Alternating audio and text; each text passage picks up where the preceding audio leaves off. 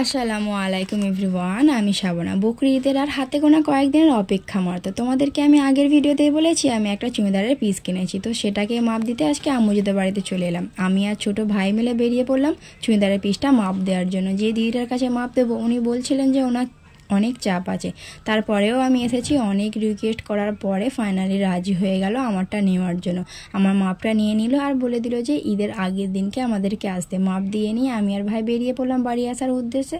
বাড়িতে এসে নিয়ে আমার আম্মুজির সঙ্গে অনেকক্ষণ ধরে গল্প করছিলাম। আর আমার মেয়েকে রেখে গিয়েছিলাম আমার আম্মুজির কাছে, ওর অনেক রাগ হয়ে গিয়েছে, তাই ওকে নিয়ে একটু আদর করে দিলাম। আমার আম্মুজি আমাকে জিজ্ঞাসা করলো যে আজকে কী খাওয়া হবে। আমার একটু পকোড়া খাওয়ার ইচ্ছে হলো, তাই আম্মুজিকে বলে পকোড়া আনিয়ে নিলাম। আমরা পকোড়া খেয়ে নিয়ে এবার রেডি হচ্ছে শ্বশুরবাড়ি ফিরতে হবে। আমার মেয়ের তো মন খারাপ, নানিমাকে ছেড়ে চলে আসবে, কিন্তু কিছু করার নেই, আমাদেরকে তো বাড়িতে ফিরতেই হবে। তো আমি আর মেয়ে দুজন মিলে বেরিয়ে পড়লাম, গাড়িও পেয়ে গেলাম। আমরা দুজন বাড়ি যাই। তোমরা আমার চ্যানেলটাকে সাবস্ক্রাইব করে দিও বন্ধুরা। Bye bye.